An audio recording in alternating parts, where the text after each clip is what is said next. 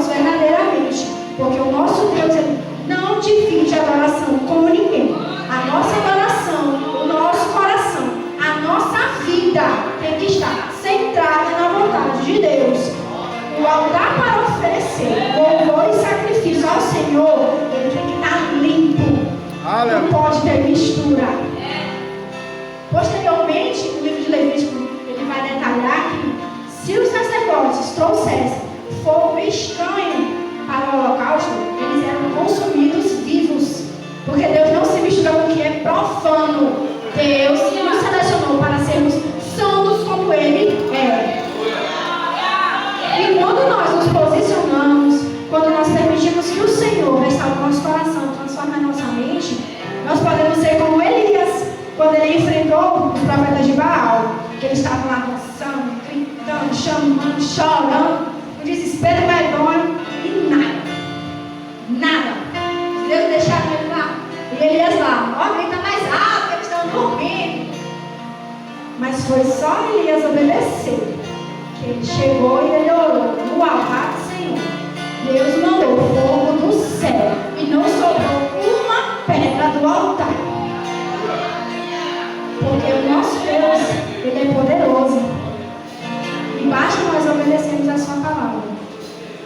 Já depois de toda essa cena, onde o altar de Deus ele foi completamente destruído, que Moisés vem, quebra as leis de Deus, no bezerro de ouro, aí o povo se afasta de Deus novamente. E o livro de Levítico, ele vai falar sobre a reconstrução do altar. Como Deus trabalha com aquele povo para que aquele altar seja reconstruído. Aleluia. E o tema desta noite é sobre isso. O fogo arderá continuamente sobre o altar, não se apagará. E quando passa, Deus reescreve as leis, refaz a aliança com o povo, e o tabernáculo de Deus ele é levantado. Esse tabernáculo, irmão, somos nós. Nós somos casa de Deus. Nós precisamos purificar a nossa casa para que o Senhor habite. Quando Moisés escreveu o livro de Levítico, é o Senhor dando direcionamento a ele do dever dos sacerdotes, dos levitas e do povo, agora que a casa de Deus ela estava levantada. E nesse livro, Deus ele é detalhista com os padrões que ele quer que o povo dele siga para adorá-lo. Glória a Deus, aleluia. A passagem da noite, no Levítico 6, a partir do versículo 8, que diz assim: falou mais o Senhor a Moisés, dizendo: dê ordem a Arão e a seus filhos, dizendo: esta é a lei do holocausto. O holocausto será queimado sobre o altar toda a noite até pela manhã, e o fogo do altar arderá nele. O sacerdote vestirá sua veste de linho e vestirá as calças de linho sobre a sua carne. Levantará a cinza e quando o fogo tiver consumindo o holocausto, o porá junto ao altar. Depois, despirá suas vestes e vestirá outras vestes. Levará a cinza para fora do arraial para um lugar limpo. O fogo, pois, arderá nele, não se apagará. Mas o sacerdote acenderá lenha nele cada manhã. E ele porá em ordem o holocausto. E sobre ele queimará a gordura das ofertas pacíficas. Glória a Deus, aleluia. No versículo 10 ele vai dizer: o sacerdote vestirá sua veste de linho, e sobre a sua carne levantará a cinza quando o fogo houver consumido o holocausto sobre o altar, o porá junto ao altar.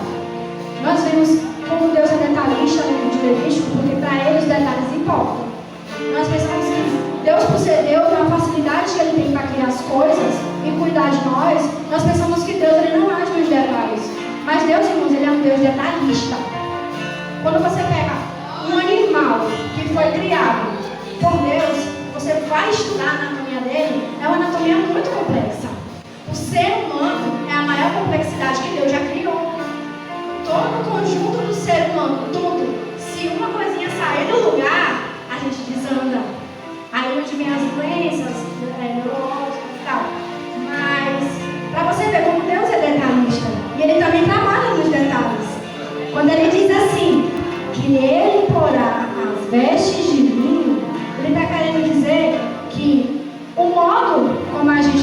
coisas para Ele é importante.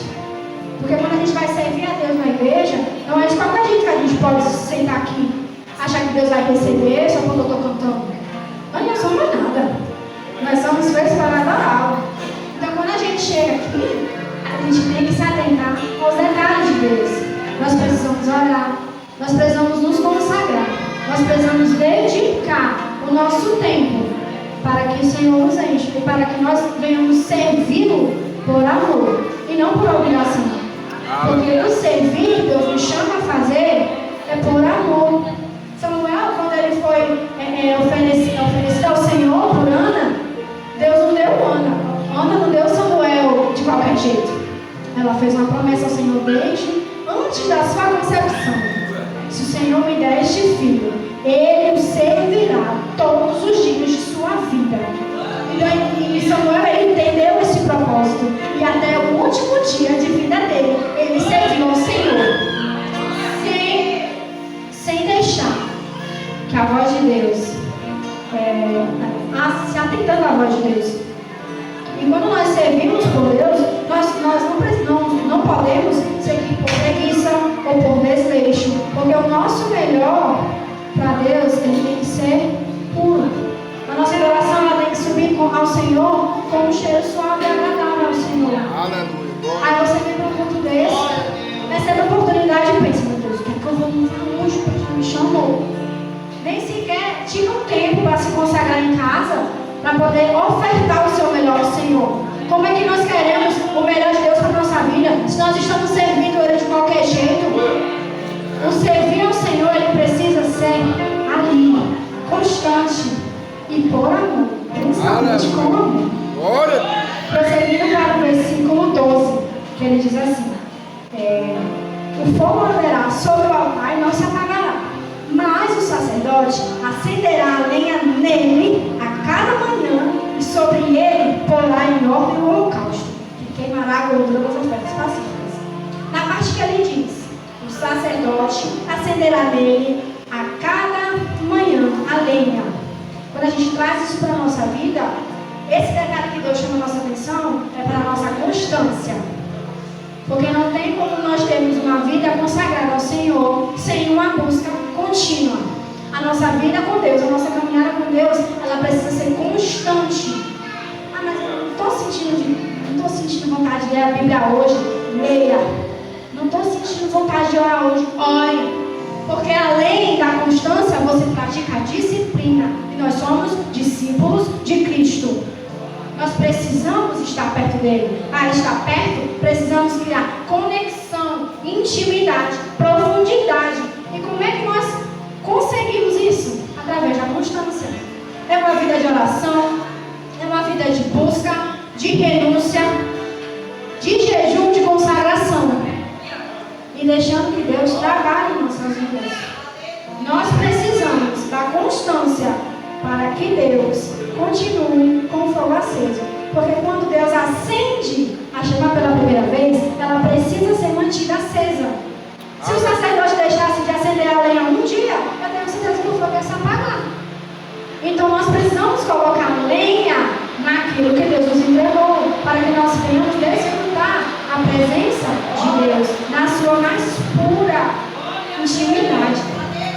E esse fogo que nós temos é o Espírito Santo. Aleluia. Que foi entregue na nossa vida quando Jesus subiu ao céu e ele disse: eu irei, mas deixarei com vós o Consolador, o meu Espírito.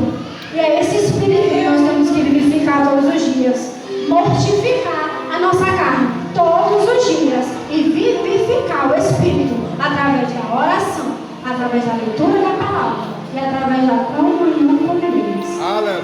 E seguindo esses passos que Deus nos chama a renunciar. Em Lucas 9:23 ele vai dizer: se alguém vir após mim, negue-se a si mesmo e tome a cada dia a sua cruz e siga-me. A constância, em Salmo 105:4, recorram ao Senhor e ao seu poder. Busquem sempre a sua presença. Busca pela santidade. Em 1 Pedro, 1:15. Mas assim como ele é santo, o que o chamou, sejam vocês também santos em tudo o que vocês fizerem. Deus também requer de nós obediência. Em João João 14,15. Se vocês me amam, obedecerão aos meus mandamentos. E o quinto posicionamento, Mateus 6,24. Ninguém pode servir a dois senhores, porque ou há de odiar um e amar o outro, ou servir